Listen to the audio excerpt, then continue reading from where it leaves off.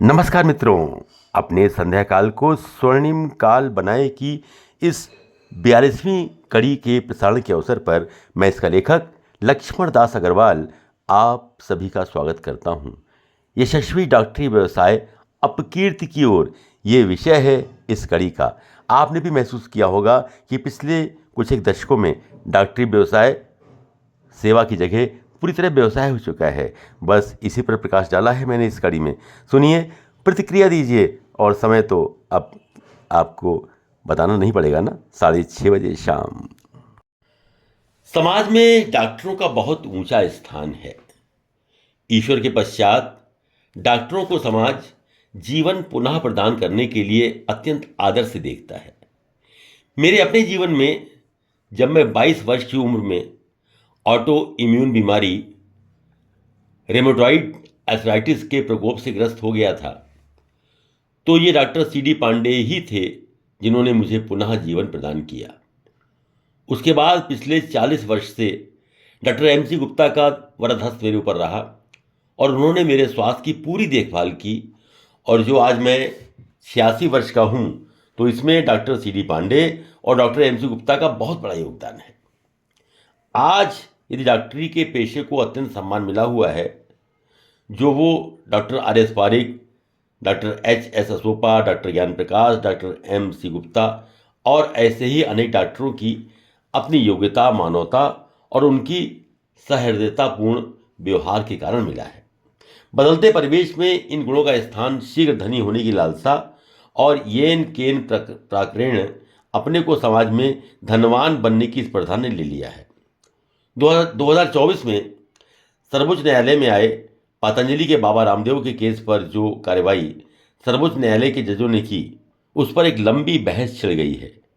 Social media इस पर काफ़ी वायरल है कि आयुर्वेद को और विशेषतः बाबा रामदेव को निशाना बनाया जा रहा है, जबकि बाबा रामदेव ने जो योग और आयुर्वेद का प्रचार किया है, उससे भारत में लाखों व्यक्तियों को लाभ हुआ है।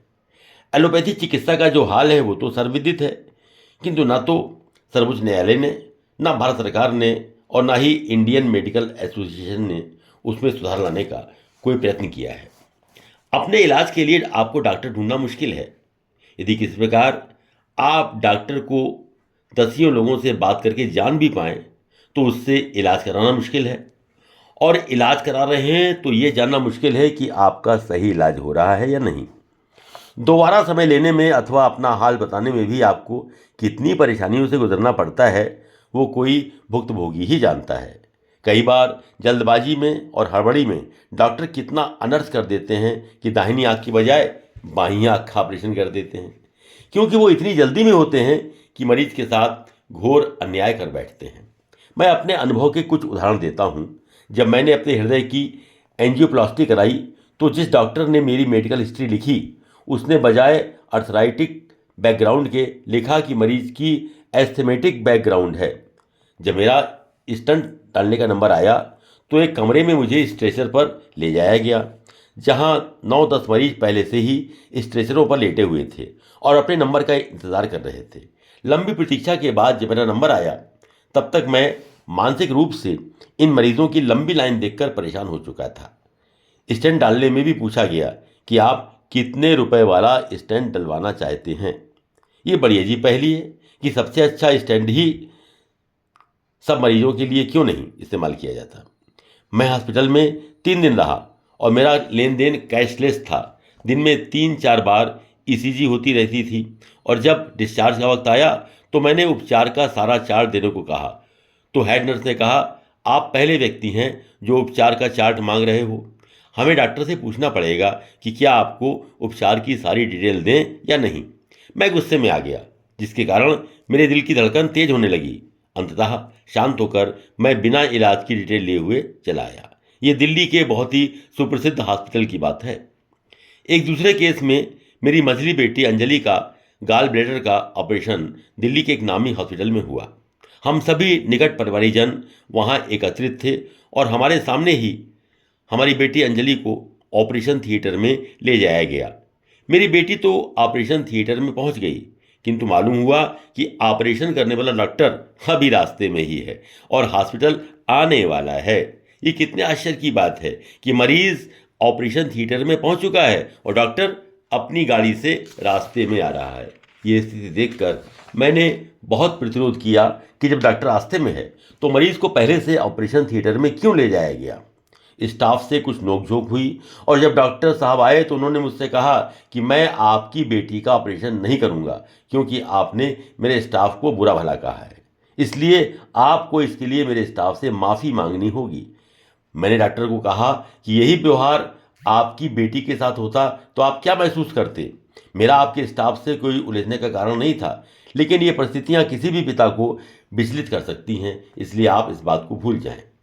यदि हमारे शहर में doctor H Asopa, doctor MC Gupta, doctor Gyan प्रकाश जैसे डॉक्टर मैंने नहीं देखे होते तो मैं यही समझता कि सभी डॉक्टर पैसे के पीछे दौड़ रहे हैं और जानबूझकर मरीजों और उनके परिवार से पैसा वसूल कर रहे हैं।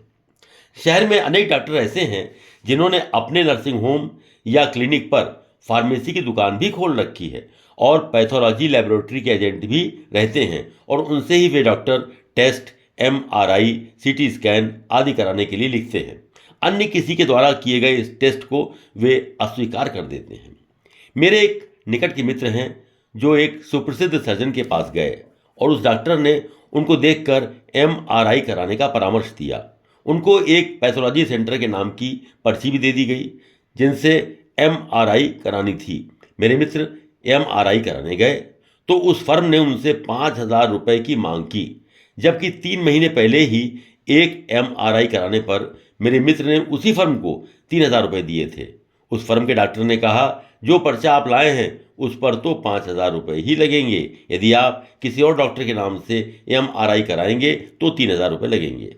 तब मेरे मित्र ने अपने फिजिशियन से बात कराई। MRI पर उस फिजिशियन का रेफरेंस लिखा गया और 3,000 रुपये में काम हो गया। सबसे आश्चर्य की बात यह हुई कि जब मेरे मित्र उस डॉक्टर के पास पुनः MRI लेकर गए तो वो रिपोर्ट देखकर, जिसमें दूसरे फिजिशियन का नाम था, भड़क गए और उन्हें देखने से मना कर दिया। जिन डॉक्टर्स ने फार्मेसी खोल रखी है वहाँ दवाओं और इंजेक्शन का अधिकतम मूल्य ही लिया जाता है और कभी कभी तो ऐसा होता है कि वो दवा अथवा इंजेक्शन उन्हीं के यहाँ मिलता है और बाजार में कहीं उपलब्ध नहीं होता। डॉक्टरी का पेशा बहुत आदर की दृष्टि से देखा जाता है और अधिकांश लोग ईश्वर के बाद डॉक्टर को ही भगवान का रूप मानते हैं, जो इलाज कर उनको दूसरा जीवन देते हैं। बहुत सी संस्थाएं जैसे हेल्प आगरा, अग्रवाल सेवा सदन, समर्पण आदि द्वारा संचालित दवाइयों की दुकानें जहां निस्वार्थ सेवा भाव से इतना अच्छा काम कर रही हैं, वहां डॉक्टरों की बढ़ती हुई लोभ और लालच की प्रवृत्ति समाज में निराशा उत्पन्न कर रही है। मेडिकल प्रोफेशन से कई लोगों को अपेक्षा है कि वे आत्मनिरीक्षण करें कि क्या वे प्रोफेशन के अनुरूप अच्छा काम कर रहे हैं। यदि हाँ, तो वे पैसे के साथ जीवन में यश और कीर्ति भी प्राप्त करेंगे। सरकार और मेडिकल एसोसिएशन को भी मेडिकल व्यवस्था में उचित सुधार करने चाहिए, जिससे स्वस्थ परंपराएं स्थापित हो सकें। के लिए एक स्पेशल ऑफर। इस किताब की मार्केट प्राइस 500 रुपये है, जिस पे आपको मिल रहा है 40% डिस्काउंट, यानी कि मात्र 300 रुपये में with free delivery at your door step. Book लेने के लिए इस QR कोड पर या स्क्रीन पे दिखाई गई UPI ID पर 300 रुपये का पेमेंट करें और उसका स्क्रीनशॉट अपने एड्रेस के साथ हमें WhatsApp नंबर पर भेज दें and you will receive your book within 4 to 5 working days. Thank you for your support. Please like, share and subscribe this channel.